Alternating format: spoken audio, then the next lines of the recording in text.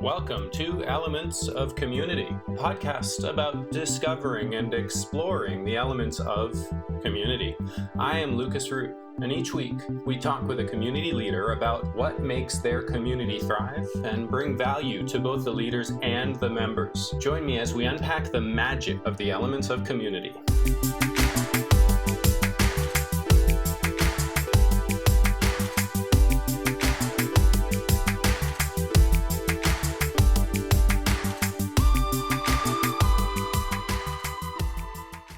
Marisa, thank you so much for joining. I'm really excited to have this conversation. We've been chatting back and forth both online and we've had a couple of calls, and I'm so filled with delight about what you're here to share today.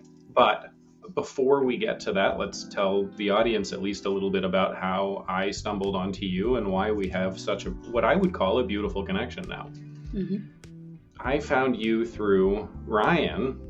And of course, Ryan was on the podcast, a month ago now? We had an amazing conversation, Ryan and I, about the relationship with the community, but the wider community, which was probably the first time. Now, of course, there's a conversation I was well equipped to have, but I think it's the first time that I publicly had a conversation like that. Not for him, but for me, which was beautiful. And the notion of bringing trees and actually wild animals into your own personal community as a normal part of your relationship and the beings with whom you connect. Again, normal part of my life, but it was the first time I'd had a public conversation about that, and it was beautiful. And at the end, of course, we hit the stop button, and I was like, Ryan, this was amazing, and it was. I connected with him twice since then, and I said, who do I have to talk to after this? And you were the top of his list, obviously. And so I, of course, did a little cyber stalking, and I loved what I found. Thank you. I'm glad I was number one because we are engaged to be married, so. As I said, of course. Yes. And he has such a beautiful way of, that's the kin-centric view. That's the most ancient view of life that I'm sure we'll get into, but he has such a beautiful way of describing it. Yeah, it is a good thing you were first. It's like external validation, right? Totally. You should be first, but you don't know until somebody says, oh yeah, by the way, you were first. Yeah, and you don't assume you're first, and then it's a wonderful surprise when you are. Yeah, exactly. Could you take a minute and tell our audience a little bit about yourself? Yeah.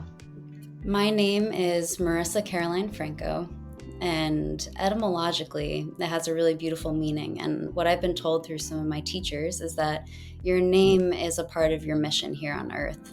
So when I heard that, I went down many rabbit holes, and I put together all the rabbit holes. And I put together the meaning. And the meaning means a strong, free woman with a song of happiness to sing from the sea.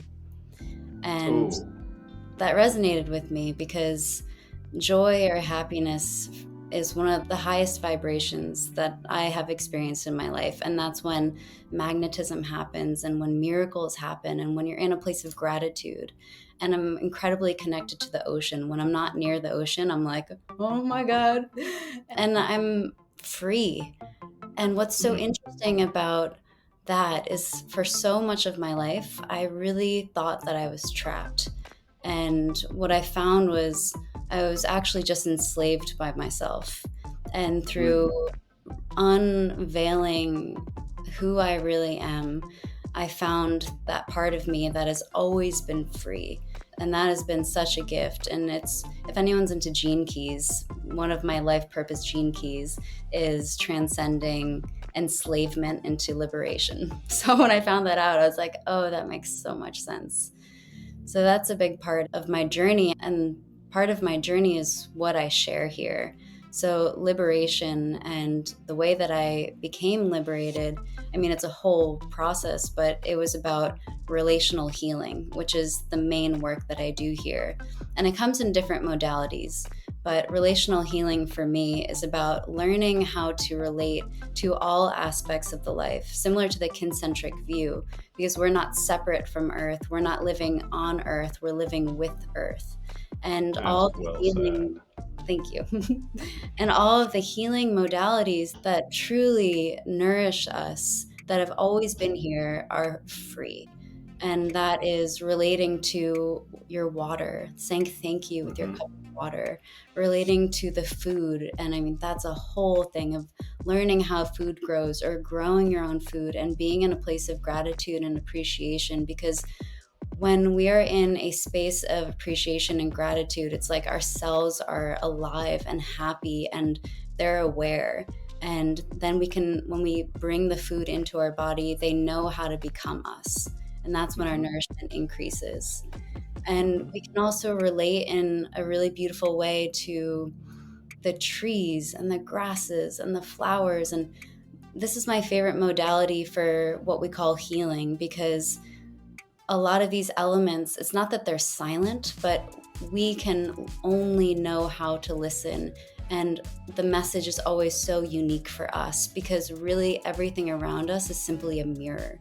And we just have to keep polishing that mirror until we can truly see ourselves. And once we do, it's like everything changes. Life becomes so beautiful. And we remember that it's a gift. It's truly a gift to be alive. So that's been a really big part of my journey. And what I feel that I'm here to share is healing with joy and healing with the earth around us. Ah, yes. Before we move on to that, let's talk about gene keys real quick. For those of you who don't know, the original language of really trying to deep dive into what are the different pieces of information that I can gather about myself to understand myself better, to deep dive into who I am and who I'm supposed to be in the world today, and to understand why things are happening in my life the way that they're happening would be astrology. Now, astrology is a weird and really complex language, and it's not for everybody. But everybody needs to have personal development, and they need to have a language inside which they can talk to themselves, about themselves, for themselves, and understand themselves.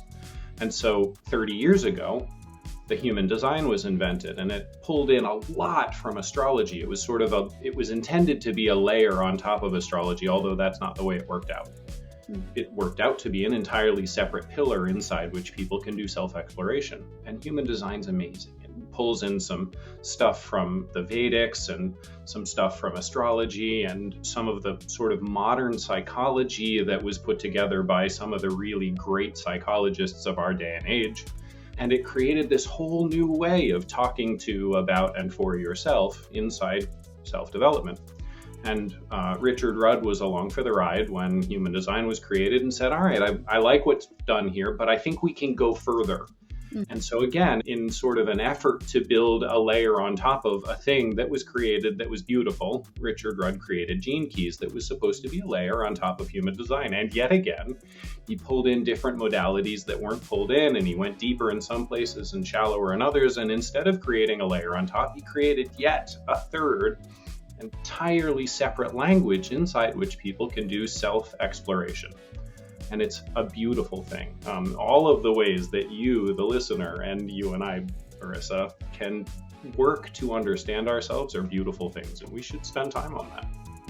Yeah, thank you for describing that. It reminds me that when I was in Lake Atilan last year, which is the belly button of the earth, Ryan and I were together, and I had this dream, and I was shooting through the cosmos. And what was being described to me was every single star or constellation that we touch is what's curating our experience on Earth. And that's how we Oh, receive beautiful. personalities and different sort of guideposts in our life or moments in our life that are really big, or big shifts that are happening. And that for me made so much sense, because I was like, oh, that's how astrology, gene keys, human design, all of these ways of really reading the map of the stars, is the map of the stars is actually inside of us.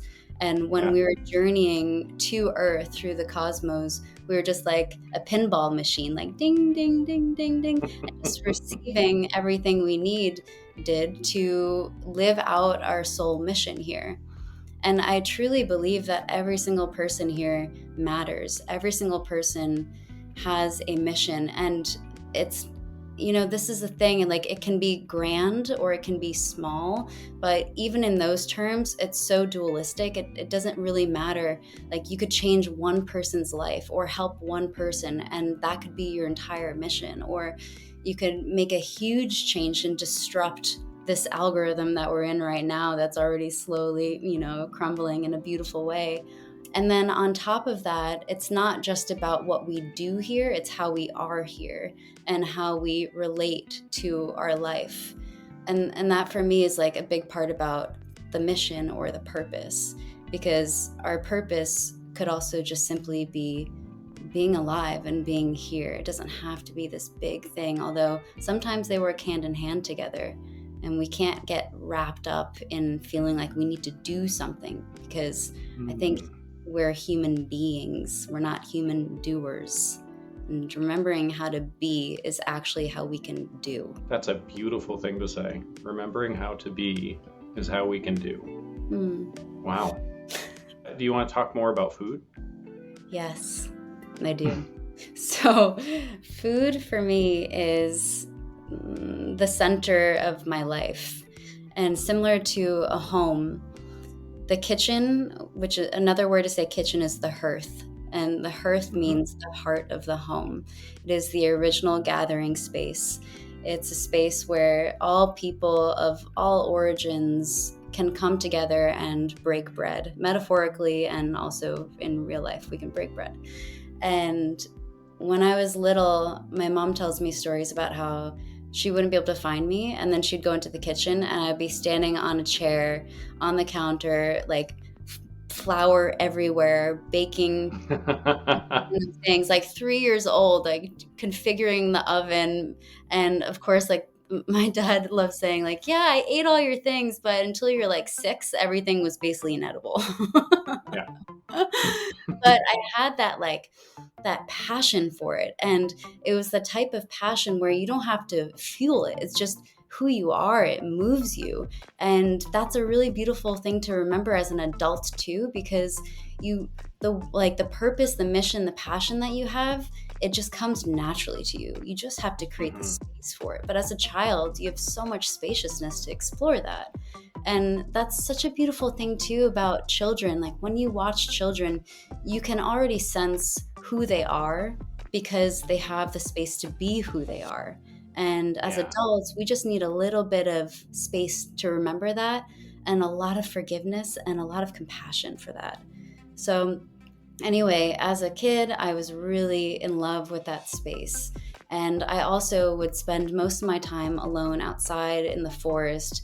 I would just know how to do things. I would know which flowers for what remedy. Like my mom was going through menopause and I found a raspberry bush, and I would pick the red raspberry leaves and I'd make a tea from it. And that's a wonderful concoction and remedy for menopausal symptoms.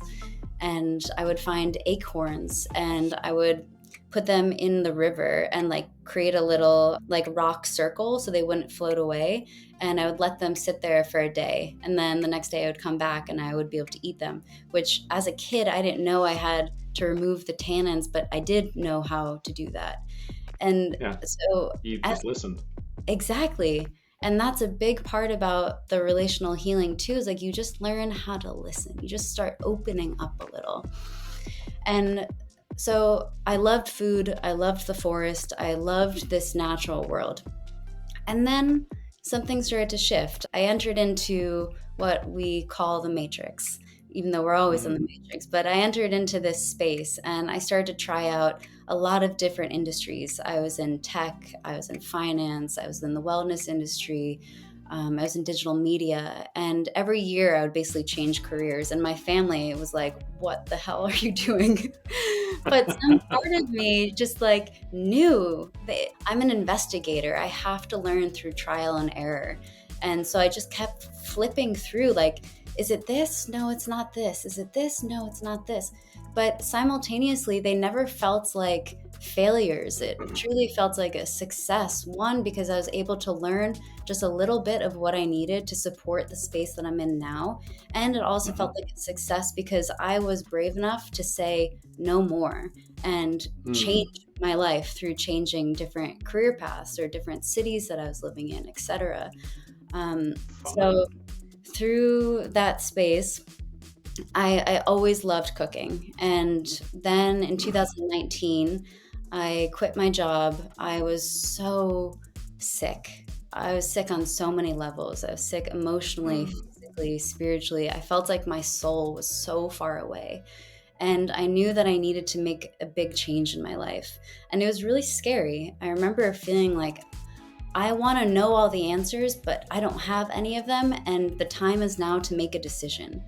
And so I made the decision to quit my job, sell all of my stuff, and just choose a place to go. And at that moment, it was just Costa Rica. I was like, I'm just going to go there, Oh, oh, which is lovely. a really great place to choose, right? Good job, Yeah, Marissa.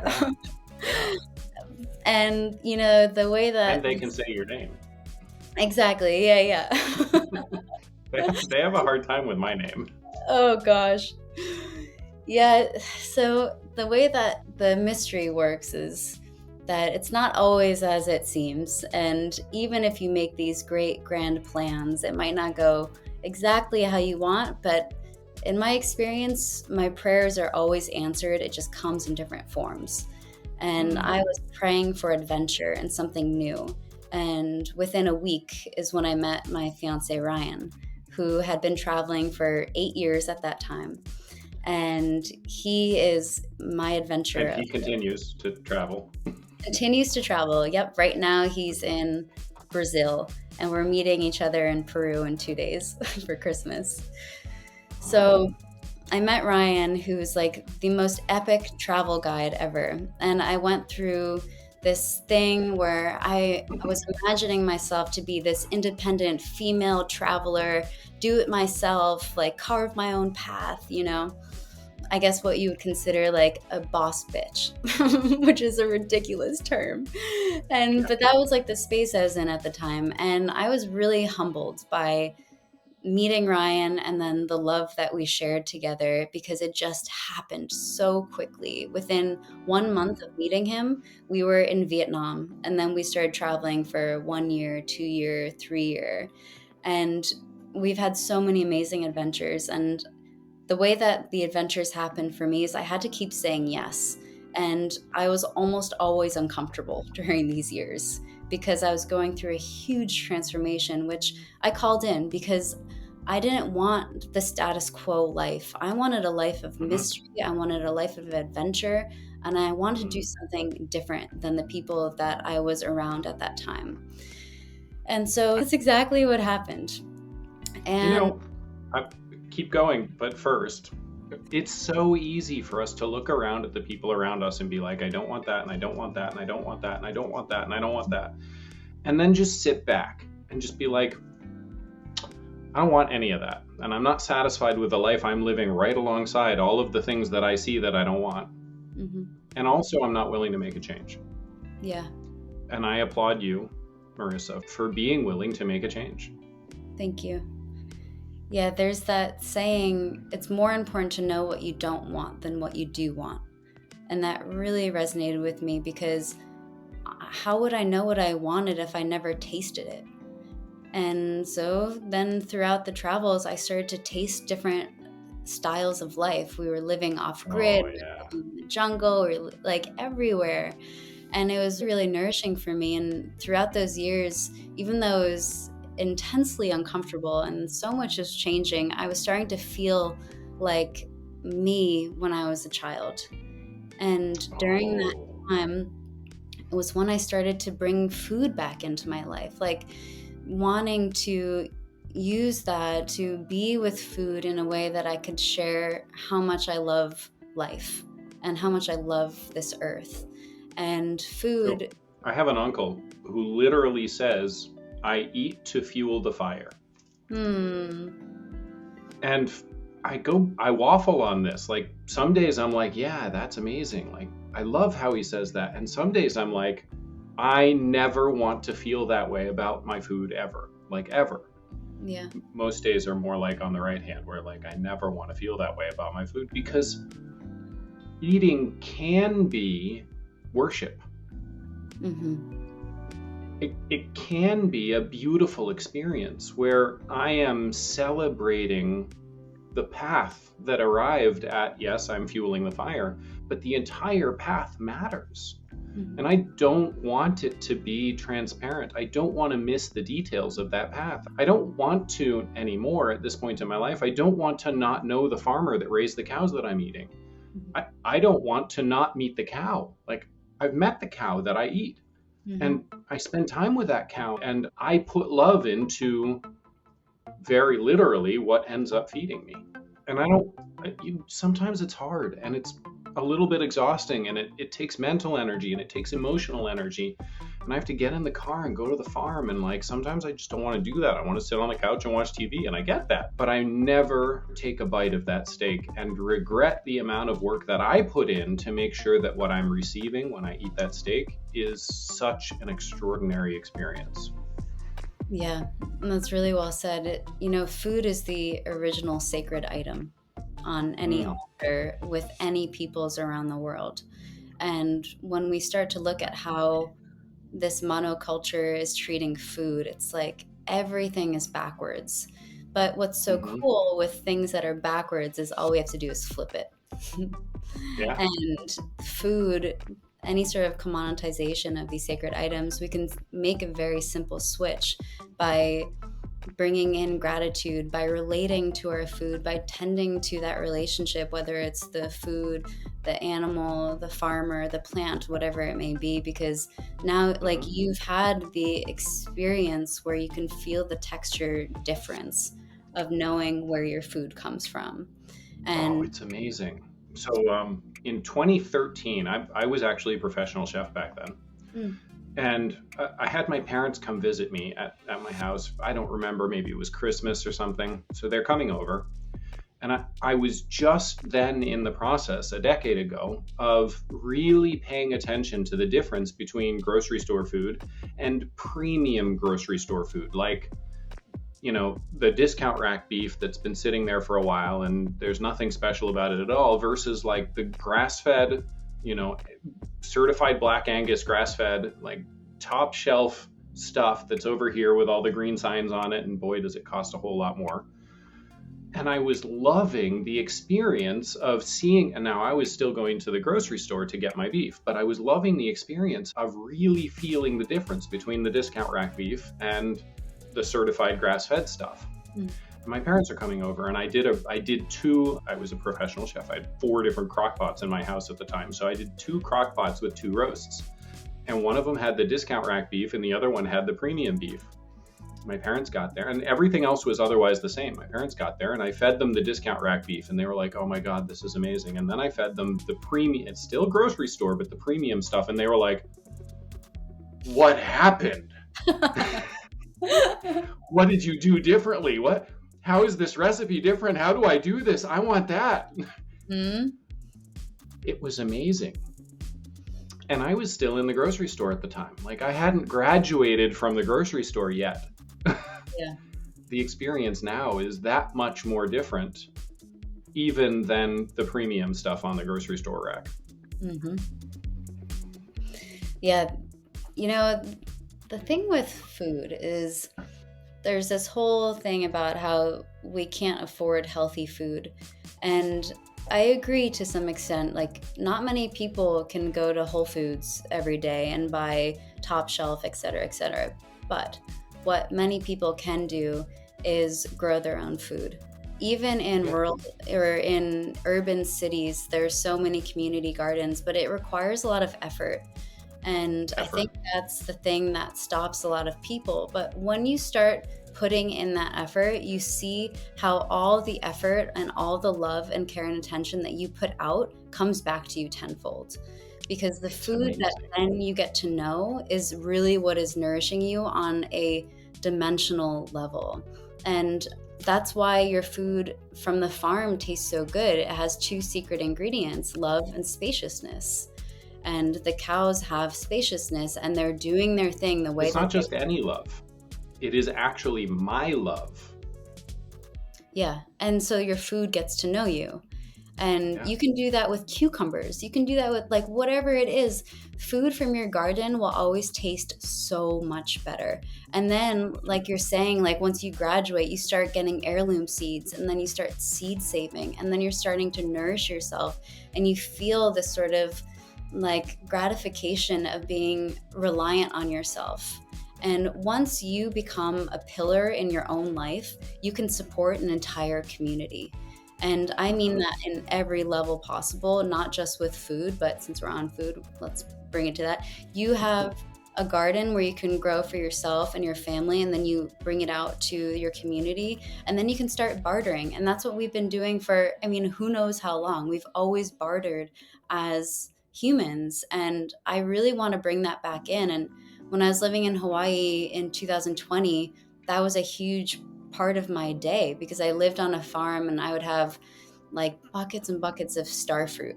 And then I would go to a farmer's market and go to the jelly man and be like, hey, you want some star fruit? And he's like, yeah, what do you need? I'm like, I need some honey. And then he knew a beekeeper. And so like it was just this beautiful system that just kept feeding itself. It's like the Oberus snake, right? It's like it's just it all works together in a cohesive way. And getting to know your food, growing your own food, or going to the farm, it's really important. And we can peel back a lot of what we consume and what we think matters, because so many people, they have, like, let's say they have 2 cars and they have to buy new jeans or like new sneakers, like all these things, right? But once we start to see actually what's really important in our life and what truly feeds us, not a quick fix, not a dopamine hit, but what truly feeds us in the long run, then we start to see that like we don't need a lot of the stuff that we have in our life. And actually it's taking up a lot of prime real estate in our space and our consciousness and our mind. And we can kind of just do some spring cleaning and really focus on what matters in our life. Oh, I love it. Interesting food for thought, since we're on food.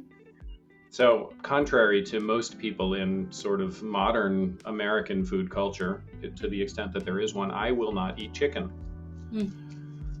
And, you know, you go look at what the newspapers and magazines tell you, they tell you to eat only chicken, like, you know, replace all of your red meat with chicken. Here's what's interesting about that. Chickens, when you go to the grocery store and you look at, you know, a grocery store chicken, it'll say all vegetarian fed. Now, I have a question for you, the listener, you, Marisa. What does the early bird get? The worm. That is right.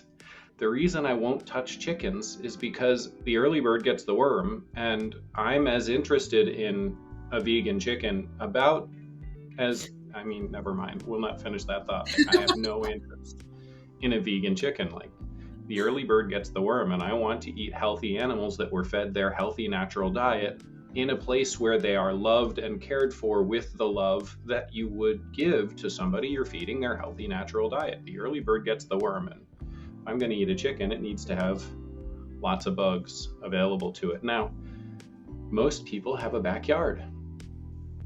And in your backyard, you could very easily put 1, 2, 3 chickens. Why would I bring that up? Every single animal on a traditional farm, like when you conjure up the image of a farm, every single animal plays 2 roles, not just 1, but 2, every animal. Chickens aren't just for laying eggs and turning into chicken meat. Chickens have a very specific and very important role on the farm and in your backyard. When I'm done with this, you're going to want to Google something, and I'll tell you what it is. When I'm done with this, you're going to want to Google the prevalence of Lyme disease here in the United States. Now, when you have a farm, you have a whole bunch of animals that are eating a whole bunch of food, and you have some humans that are eating some food and throwing some stuff away. So the result of this sort of beautiful miasma of animals and humans coexisting is that there's going to be a whole bunch of animal shit and human food waste and, you know, stinky things that encourage bugs to come and congregate around all of this stuff that's happening. We want the bugs. The bugs do good things. And also, we don't want the bugs because they're icky and they get in our face and they bite us, and we don't want that. And so you actually need a pest control.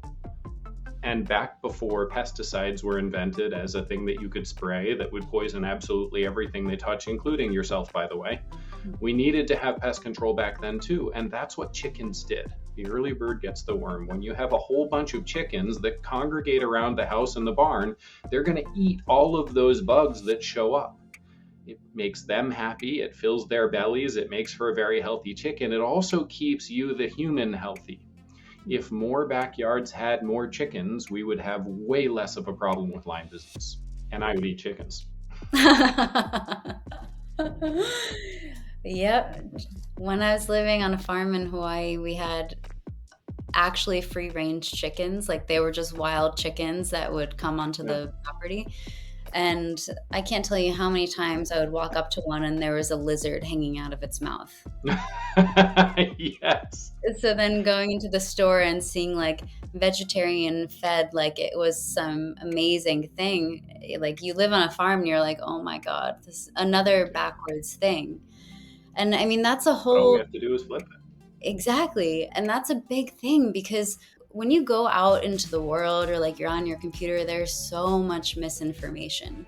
And even like brands that you want to trust, like you really, it feels as if the era that we're in is learning how to trust ourselves and not going out of ourselves to be reliant on something else. That's the whole thing with this like system that is not working for us anymore. Like we need the system to work for us, not us working for the system. Yes. And even going to the grocery store. I mean, this is why I love relational healing, because food is just a metaphor, and a metaphor is just another way for us to understand the meaning of life, the meaning of our life, the meaning of X, Y, and Z. And we really need to remember how to trust our gut. And similar to your experience with eating the grass-fed steak and the farm and the cow that you knew, like your body knew that was good for you. And your body, that now that you had the taste of what was true nourishment and what was love, you can't really go back to what is like not loved anymore. And it's similar to what we said earlier too, like you don't know what you want until you get it or you taste it, and then you can start making moves. Like that's why trying out different things is so vital for us. I mean, we're having a human experiment, not just a human experience. And in order to have an experiment, we need to have trial and error. And the compass is inside of us. And just getting clear on what our voice, what the song in our heart sounds like, will help us move freely in this world. Even that was beautiful. Thank you. Wow. So what does relational healing mean to you? Relational healing is about relating to all aspects of our life, in our life, and around us. So my journey with healing, which really is like just my journey with life, because we're always healing, even when we're not thinking about it. Like or we're degrading, but I'm choosing healing by saying yes to things that nourish me. I guess that's the difference. But the biggest moments of my journey have been in this sort of isolation that I felt was really a disconnection that I had to the natural world. And I had that connection as a child. I think many children do. And then you get disconnected because you're an adult and you forget, and then you start to remember a little bit and then you forget again. And then when you come back into this space and you start reconnecting, the reconnection for me happened with the rivers and the trees and the flowers and the food and the people around me, and being able to see myself through such clear mirrors. I mean, Earth is the clearest mirror that we can have to see ourselves. And if we can learn how to sit under a tree and listen, like a lot of people don't know that trees speak, and it's not some weird spiritual thing. But they don't speak in a human language. They speak by communicating with us either on a physical dimension. Let's say you're sitting there and you're thinking, and then an acorn drops on your head. Like, what were you thinking about? That mattered. Or it comes as an intuitive thought that you think might be yours, but nothing is really yours. You know, one of my teachers in Hawaii, Okay, hold on. So I haven't, here's another thing I've never shared. I have a golden acorn theory, and here's what I mean by that. So I live in California. You spend quite a lot of time, I don't know if you actually live there, but you spend a lot of time in Texas. Mm-hmm. So very similar in that we have big, huge, vast rolling hills, and then lots and lots of oak trees in these big, vast rolling hills. And most of the year, the oaks can't seed. Mm. So I'm driving through the valleys out here, looking at the trees, communing with them, and wondering to myself, and of course this question was prompted somehow, I don't know how, right? The way that trees talk to us, wondering to myself, how do they propagate? Like, how does an oak seedling happen? Because I'm here I am in California looking at huge, vast oak forests where clearly seedlings are happening, but 10 months out of the year, it's not possible for the tree to survive. And so even if it manages to just explode in growth for those first 2 months, it's still not going to make it. It's not going to make it. There's no chance. And so I started paying attention, like listening to the trees and listening to nature and like really looking with my heart and my soul, and also trying to match my eyes to what I was hearing. And I finally saw it. This is where the golden acorn theory comes from. I went by a mother oak and I saw the little baby oak right next to it. And I could look up into the canopy of the oak, the mother, and I saw that pieces around the baby had died off and fallen. Literally, the mother was making space for the baby to get the sun. And I was like, okay, like that's a piece of it. That's how you allow it to sort of get the sun. But this still isn't enough. This is not going to get this oak through 10 months of dry season for the next, 15 years while it develops a root system strong enough for it to be able to survive on its own. This doesn't do it. I still don't understand. And so what, as above, so below, we've all heard this, like it hit me right there in that moment that while the tree was killing off its own branches, it was self-pruning to make space for its baby. It was growing roots underneath the baby so that the mother can literally nurse its young. It was the most amazing thing that ever, like, it hit me so hard. I was like, oh my God, like, these oak trees are effectively mammals. Yeah. They have to nurse their young, and not for a couple of months, but for years, maybe even decades before the baby is strong enough, deep enough, connected enough to be able to survive on its own without its mother. Well, if that's true, if the mother is actually growing a nest, a marsupial pouch, to collect the baby and make it possible for that mother's baby to survive in that spot, then, a mature oak tree is dropping 40,000 acorns every single year. But if in order for that mother to be able to successfully reproduce, she needs to actually grow a marsupial pouch right there in the land to collect that baby and keep it alive, then she knows exactly which one of her acorns is going to fall in that spot. And if she knows, she probably also decides. Like, this is a kind of leap that I'm taking. It was a prompted leap. All the rest of this stuff is sort of helped, pushed observation. It's stuff that I can see. The crown of the tree dying back to make space for the baby, as above, so below. I will not. There's no way I'm doing that, but I could actually dig down and examine the roots under the ground and see that she's going over there, and she's got her own little root system of marsupial pouch to support this baby, her baby. So I could go actually observe that. But if she's doing that, she knows which of those acorns is the one acorn that she wants to fall in that one spot to make sure that's the one that sprouts and survives and opens her family up to the next generation. So that's golden acorn. Now, when you mention if you're sitting under the tree and an acorn drops on you, what were you thinking? Like, that really is not just coincidence. These mother oaks have the capacity to literally grow a marsupial pouch and drop an acorn into it. Yes, when an acorn falls on your head, maybe it's because a gust of wind dropped it off, but probably it's because she decided to drop it. Yeah, and also maybe the wind is participating. I mean, if you want to live in magic, you can't just choose when you see magic. It's happening all the time. And I'm really glad that you mentioned that story. Such a beautiful story, and also really amazing that you had the wherewithal to stop and be with that experience and really investigate, like, how is this happening, and to see the mystery and the magic in it.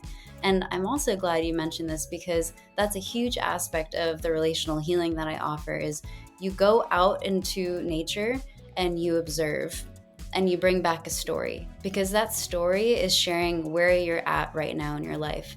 And I sense that when you went to this tree and you were looking at how aspects of the tree had to die for this new seedling to come forth, was that during a time in your life where that was actually happening to you, where you were clearing the clutter and you were making space for something new to emerge? Well, yeah. Of course. And that's the mirror of the earth. You know, it's so beautiful because we have everything that we need. We have all of the answers. And you seeing the tree was also you seeing yourself. And the more that we can love the earth or the environment, the more that we can love ourselves. And the more we love ourselves, the more that we can love the earth. They're not separate. That's why I shared at the beginning is we are healing with earth. At least they shouldn't be separate. Yeah. Yeah. I mean, we can try to separate them, but then that's where we see the disconnection happening. And the disconnection is this sort of like soul isolation. And that's, for me, not where healing can happen at all.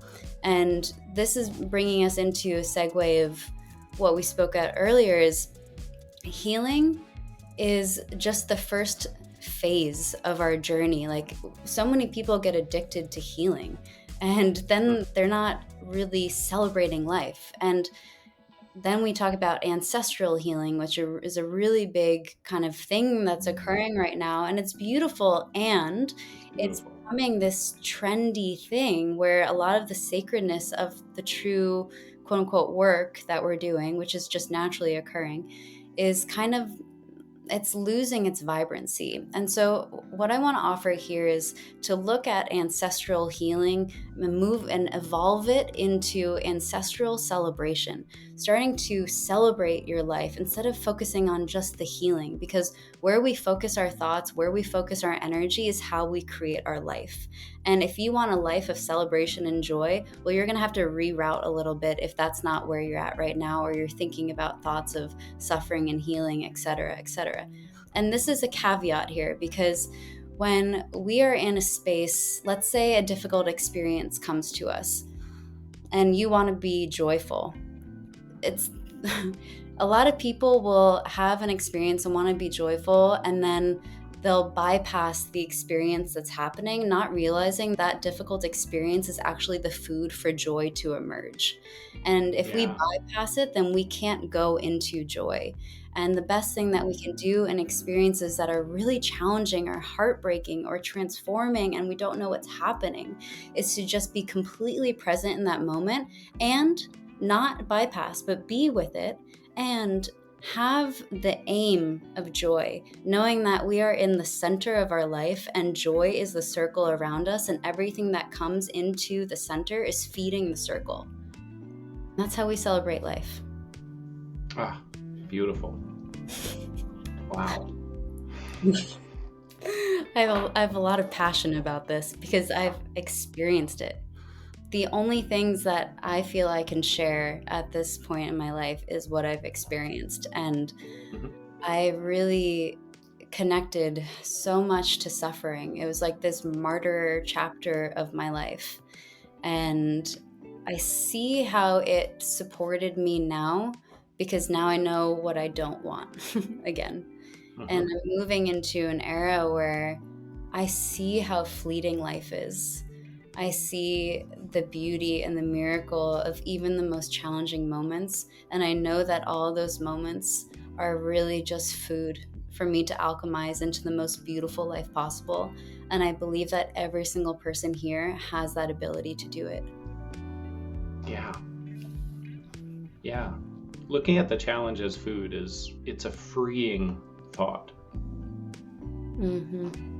And it's funny because when we experience difficulty, it feels like the end of the world. And it feels like we're alone and nobody can relate. And there isn't going to be a way through. But what's funny is, I don't know about you, but I've listened to a lot of the inspiration and transformational speakers out there. Almost all of them have a very specific and almost identical premise, and that is the suffering and the trauma made it possible for me to move into the next phase. Mm-hmm. Like it wouldn't have happened. Maybe it could have, but it wouldn't have happened without the challenge that she went through. Yeah, absolutely. And I think Ram Dass says suffering is grace. And once you go into that space, which is why we can, but it would behoove us to not bypass suffering. Just don't attach to it. That's a big part of it. Don't attach to it. Mm-hmm. Yeah, just allow the things to happen, because even on a quantum level, we are vibrating energy, and things cannot be held in our field or in our body unless we keep it with our mind. And that's a whole nother thing, like karma only exists in the mind. So when we can free the mind and just know that we're constantly vibrating, and to keep our space as open and neutral as possible, like beautiful things are always happening, and the suffering can be present, but we're not attaching to it, because when we attach to it, that's when we co-create with it. Attachment is a form of the co-creation. And so we have to be very careful about what we quote unquote attach to. That's amazing. Thinking about attachment as the choice to co-create with that experience. That is simultaneously the most enclosing jail cell that I've ever looked at, and the most freeing I've ever been. Yeah, that's duality for you. Yeah. Wow. That, you know what? I'm going to be thinking about that for a while. Thank you. The 90s R&B song, Free Your Mind. It seems like they had it right, huh? Yeah, I think so. Wow. Marisa, thank you.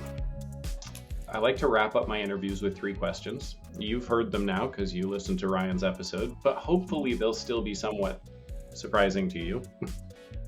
They'll be fresh. They'll be fresh. Yes, well said. First one is for the people who have been inspired by you, and my hope is that it's everyone who hears this episode.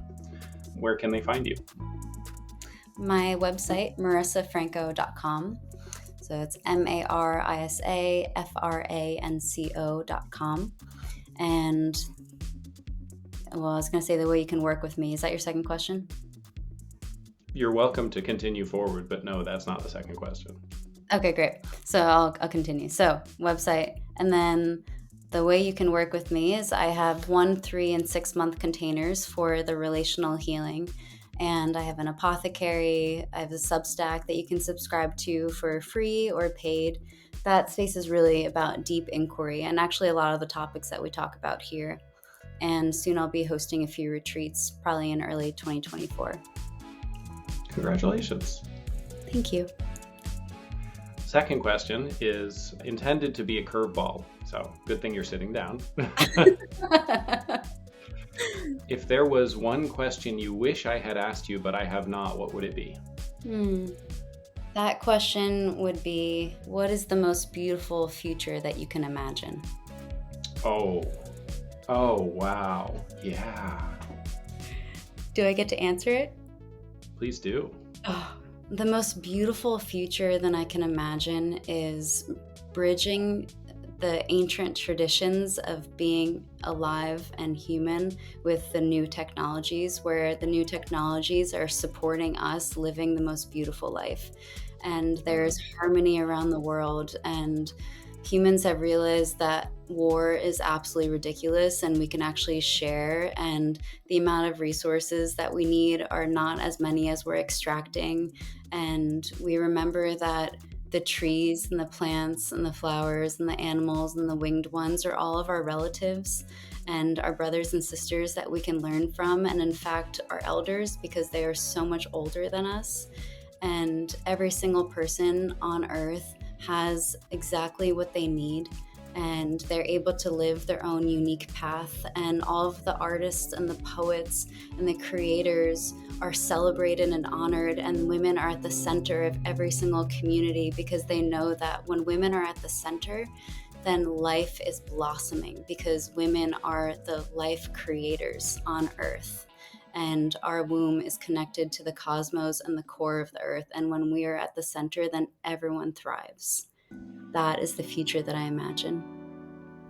I love it. I'm going to do a little monologue on that. You've inspired me. Please. Okay, so first, racism is so ridiculous. Anybody who has it needs to free themselves from that first. Whether, regardless of what you believe in, every single one of us has descended from one single woman. If you are a modern day Christian, then that one single woman was 5,000 years ago. If you're more focused on the science of the world, then that one single woman, it still is one single woman, was more like 170,000 years ago. But in either case, we are every single one of us related. And when you have racism, it's against your cousin. Let that sink in. Let's expand that a little bit. Modern technology is amazing. Any of you who don't know what a deep fake is, alongside Googling what is happening with the Lyme epidemic in the United States, go Google a deep fake. Here's why the deep fake is the most exciting thing I have ever bumped into. It's the reason why I think AI is like the answer to all of our questions right now. It's not because it's going to solve our problems. It's because the deep fake is starting to make it impossible for you to be externally manipulated. Here's why. It's a beautiful thing. Here's why. As soon as anybody can use simple, easy to get technology that's available to every single one of us to appear on your computer screen, the device that you use to manage all of your communication right there in front of you as your mother, your cousin, your son, in all ways that are meaningful, all of a sudden, this tool that we use to manage all of our communication, which is also an amazingly powerful tool that I love a lot, the tool that is used to manipulate you all the time.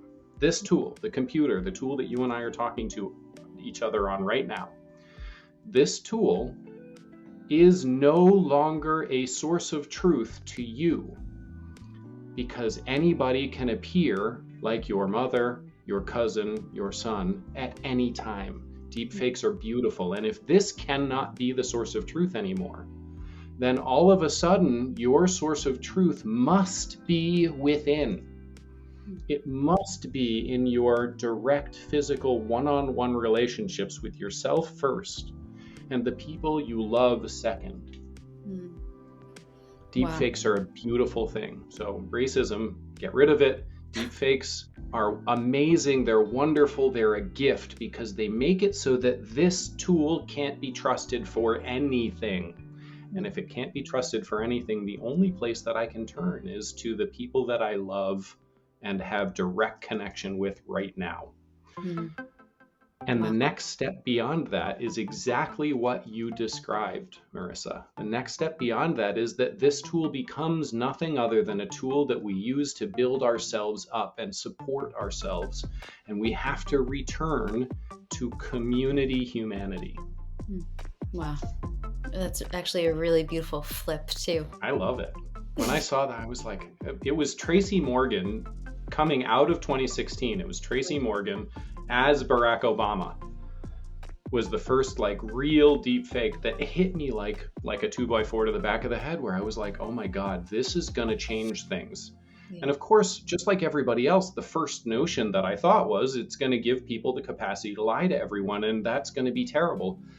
And over the last 7 years, since 2016, when Tracy Morgan appeared on people's screens as Barack Obama, looked like him, sound like him, there was no way you could tell it was Tracy Morgan until at the end when he let the deepfake go and his face and his mannerisms replaced Barack Obama's. You're sitting there watching Tracy Morgan address the nation as Barack Obama, and this is going to make it possible for everybody to be manipulated all the time. What's going to happen? The world's going to go to shit. And I was like, wait a minute, no, we're not that dumb. Maybe for a little while we'll be that dumb, but we as a species, we're not that dumb. And if we start getting routinely manipulated in that way, and this is exactly what Tracy Morgan was hoping to do with that deep fake. If we are routinely manipulated in that way, we're gonna stop listening to this manipulation box. Yeah. It's not a source of truth anymore. It cannot be. If anyone can lie to me as my mother at any time, then I can't trust anything that this thing brings me. And the only place I can turn is to the people that I love so much that a deep fake couldn't fake me. You know, that's kind of the beauty of duality as well, is the deep fake is emerging. The desire for community is emerging simultaneously. And we're right in the center, and we can then choose which course we want to go. And they're growing at the same time. It's really beautiful, actually. Yeah. I love that we're here now. I love to be a part of this and to get to witness it and play with it and be in it. Me too. Yeah. The third question is much more mundane. Do you have any parting thoughts? I would say that my parting thought is just for all of the listeners here to know that healing is not some faraway thing. It's just happening already. And I wish for every single person to just feel their own love first and their own beauty, and that ripples out into their world, and to know that when they can start to call in and pray or ask for the miracles in their life, that all they need to do is to sit back and witness it, because it happens so quickly and life is so fleeting. And the best thing that we can do is truly be present to whatever is arising for us, because we are the creators of our own reality, and we can change our reality at any given point. So if we ever feel stuck, just make a different choice. And if we ever feel that we are in a space of beauty, give thanks, so then that beauty keeps coming back. And if your cup is overfilling, bring that water to another relative or to a tree or to a sister or brother, whatever it is. So that way our whole planet is just enveloped with hands holding each other. And that, for me, is the way that we're going to move into the most beautiful future possible. Oh, yes. Thank you so much for having me. Thank you. Thank you, Marisa. Thanks for joining us this week on Elements of Community. Make sure to visit our website, elementsofcommunity.us, where you can subscribe to the show in iTunes, Stitcher, Spotify, or via RSS, so you'll never miss a show. While you're at it, if you found value in this show, we'd appreciate a rating on iTunes, or if you'd simply tell a friend about the show, that would help us out too. Be sure to tune in next week for our next episode.